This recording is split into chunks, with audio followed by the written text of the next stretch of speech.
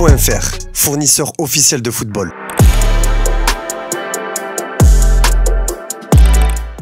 Salut tout le monde et bienvenue dans ce nouveau JT Foot Mercato. Manchester City s'intéresse de près à Ryan Cherki selon The Telegraph. Pep Guardiola voit en lui un renfort créatif potentiel pour compenser les départs de Kevin De Bruyne et possiblement Jack Grealish. Encore sous contrat avec l'OL jusqu'en 2026, Cherki a laissé entendre qu'il quitterait son club formateur cet été après une saison marquée par des tensions en interne. Mis à l'écart en début de saison pour avoir tardé à prolonger, il a exprimé son amertume lors de son dernier match, affirmant avoir été injustement traité malgré sa fidélité au club. Sa situation attire donc l'attention de plusieurs grands clubs. En plus de City, Fulham aurait déjà formulé une approche, tandis que Chelsea et Liverpool suivent aussi le dossier. S'il séduit par sa technique, certains observateurs doutent encore de sa capacité à répéter les efforts sur un match entier.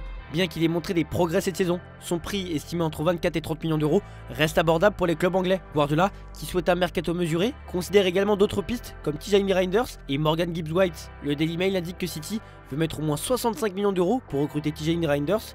La publication anglaise assure également que les Mancuniens souhaitent accélérer sur ce dossier capital et que son transfert soit bouclé avant le début de la Coupe du Monde des clubs qui débutera officiellement le 15 juin prochain. On part à Strasbourg avec un joueur qui a été très en vue cette saison, Emmanuel Emega. Chelsea, malgré un effectif très fourni, peine à trouver un véritable numéro 9 fiable. Hormis Nicolas Jackson, aucun attaquant ne s'est imposé comme buteur de métier, posant un vrai problème à l'approche de leur retour en Ligue des Champions. Pour remédier à cela, le club londonien s'intéresse de très près à Emmanuel Emega. Selon Voetball International, Chelsea lui aurait proposé un contrat de 6 ans jusqu'en 2031. L'idée serait de le laisser une saison supplémentaire en France avant de l'intégrer à l'effectif en première ligue. Ce transfert semble proche de se concrétiser. Emega, international espoir néerlandais, a réalisé une très bonne saison en Ligue 1 avec 14 buts inscrits, se plaçant ainsi au 7ème rang des meilleurs buteurs du championnat, à égalité avec Bradley Barcola. À Paris, c'est Kang In Lee qui intéresse d'autres prétendants. Toujours cantonné à un rôle de remplaçant, Kang In Lee pourrait quitter le PSG dès cet été. D'après Relevo, les discussions autour d'une éventuelle prolongation de contrat sont actuellement à l'arrêt, ce qui confirme la volonté du club parisien de s'en séparer. Le numéro 19 figure en effet sur la liste des joueurs jugés transférables avec un prix fixé à 20 millions d'euros. Plusieurs clubs surveillent la situation de près. Outre l'intérêt d'Arsenal, le Napoli serait également en embuscade, tout comme plusieurs formations de Première Ligue, de Liga et même d'Arabie Saoudite, prêtes à passer à l'action. Le Paris FC prépare activement son retour en Ligue 1 après 46 ans d'absence, porté par l'ambition de ses nouveaux propriétaires, la famille Arnaud et le groupe Red Bull. Avec un budget mercato estimé entre 70 et 80 millions d'euros, le club souhaite frapper fort cet été. Plusieurs pistes sont déjà explorées, notamment Lucas Tassin, Gaëtan Perrin et Promise David. Selon nos informations, il y a une dernière cible en date, Idrissa Gueye, le milieu de terrain de 35 ans, ancien du PSG, arrive en fin de contrat avec Everton le 30 juin et pourrait être une belle opportunité gratuite pour renforcer l'expérience de l'effectif. Le Paris FC apprécie son profil et sa connaissance de la Ligue 1.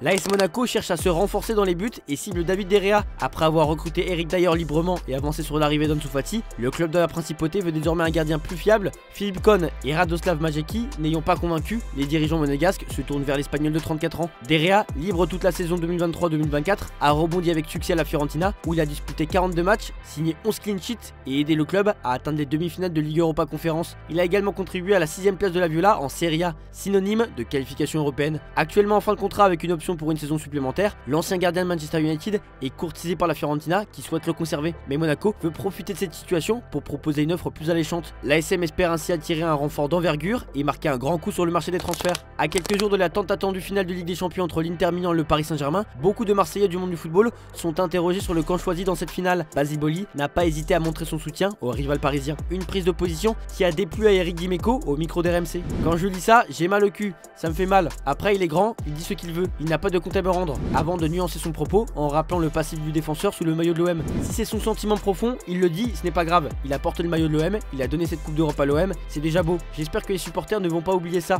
Après, si Paris gagne la Coupe d'Europe, je serai content pour lui. Enfin non, je serai content qu'il ne soit pas content. De leur côté, Zinedine Zidane et Didier Deschamps ont affiché leur soutien au club de la capitale. De quoi en surprendre plus d'un en raison de leur appartenance à l'OM. D'ailleurs, pour Jérôme Roten, ce soutien affiché n'est pas sincère. Ça ne me choque pas que Zidane et Deschamps répondent ça, bien qu'ils ne peuvent pas être sincères vu leur position. Zidane va devenir sélectionneur après la Coupe du Monde, Deschamps est sélectionneur, il a des joueurs du PSG. Ok, on peut comprendre. T'es pas obligé de répondre. Pour moi, c'est de la manque de sincérité. Tu peux botter en touche. Je n'ai pas la mémoire courte. Je sais ce qu'il pense du PSG, même si le PSG a changé de dimension. Et pour Michel Platini, pareil, pas question de ne pas supporter le PSG en finale. Invece il Parigi conosco un po' di più e gioca molto bene. Gioca molto bene il Parigi.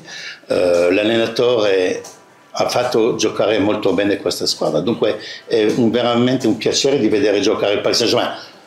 Dopo una finale sapete meglio di me che si gioca, si vince, si perde, ma non posso sapere chi va a vincere, ma il Parigi ha giocato un bel anno, gioca bene a pallone, è piacevole vederlo, l'Inter non conosco. Dopo se mi dite per chi faccio tifo, essendo francese, Lorenzo Aprile, farò il tifo per il Paris Saint-Germain. Marcus Thuram, international français et attaquant de l'Inter Milan, s'est d'ailleurs confié à l'approche de cette affiche. È una partita speciale perché è una finale di Champions League e per me forse anche di più perché gioco contro la squadra dove ho cresciuto, a Parigi, contro giocatori che conosco da tanto, sarà una bella partita e speriamo vincerla. È molto speciale, come l'ho detto prima, è la squadra della città dove ho cresciuto, contro compagni che ho in nazionale e sarà una bella partita. On part à l'étranger pour parler toujours de l'Inter Milan et il est question de l'avenir de Simone Inzaghi. Alors que son avenir est discuté et qu'il est notamment envoyé du côté de l'Arabie Saoudite et d'Al Hilal, l'ancien attaquant de la Lazio s'est exprimé en conférence de presse sur son avenir. Je peux seulement dire que mon club me connaît bien, c'est la même chose chaque année. Il y a des demandes d'Italie, de l'étranger ou d'Arabie Saoudite. En ce moment, ce serait fou d'y penser. Il y a une belle relation avec le club, le lendemain du match, nous nous réunirons et discuterons, comme nous l'avons toujours fait par le passé, avec un seul objectif, le bien de l'Inter. Si toutes les conditions sont réunies, nous irons de l'avant. Aujourd'hui, nous ne parlerions que de quelque chose qui n'existe pas. Annoncé sur le départ du Bayer Leverkusen, Florian Wirtz était pressenti au Bayern Munich, mais il devrait finalement rejoindre Liverpool. Un déchirement pour le club bavarois qui a décidé de se rabattre sur un joueur qui évolue à Liverpool. En plus de Kaoru Mitoma et Raphaël Leao, le Bayern Munich est intéressé par les services de Cody Gakpo. Estimé à 50 millions d'euros, l'attaquant néerlandais de 26 ans compte 18 buts en 49 matchs cette saison et il est sous contrat jusqu'en 2028 avec Liverpool.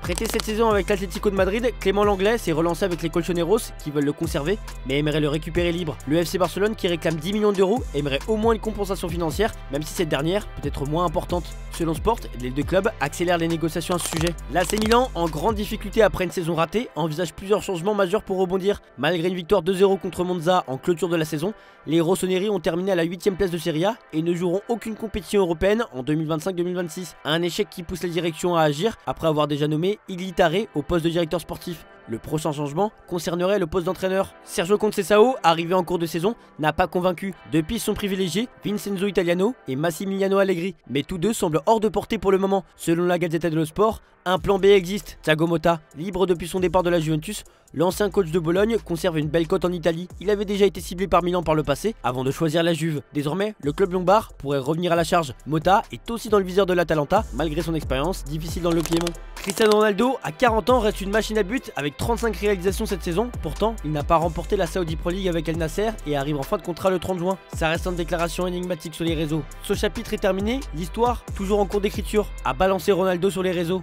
Et cette publication a relancé les rumeurs sur son avenir. Selon nos informations, deux options sérieuses s'offrent à lui. Prolonger avec El Nasser ou un accord est proche ou rejoindre Al Hilal. Le club rival mise sur sa participation à la prochaine Coupe du Monde des clubs pour séduire CR7, un compétiteur dans l'âme. Al Hilal, en quête d'une star depuis le départ de Neymar, voit en Ronaldo une cible idéale. Plusieurs autres clubs ont été évoqués, comme le Real Madrid ou Botafogo. Mais la décision se jouera entre ces deux géants saoudiens. La superstar portugaise est en pleine réflexion et son choix pourrait tomber rapidement. On passe aux officiels désormais. Alors qu'il briguait la place de manager général de l'équipe A du Real Madrid, Raúl n'a même pas été évoqué dans les discussions, le club se concentrant sur le profil de Xabi Alonso, devenu désormais entraîneur des merengues. Ce mardi, le club a annoncé que l'ancien attaquant a démissionné de son poste d'entraîneur du Castilla. Il quitte donc le Real Madrid. En ce moment, c'est Roland Garros et certains joueurs du PSG étaient bien présents pour encourager les Français. Ousmane Dembélé a d'ailleurs échangé avec Hugo Humbert en coulisses et la séquence est assez sympa. C'est notre image du jour. Je vous remercie de nous avoir regardé et on se dit à demain pour de nouvelles vidéos sur Foot Mercato.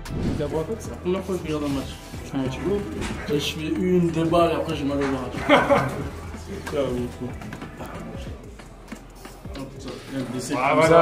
Comme ça, samedi, tu vas le porter. Ah ouais, je le fais.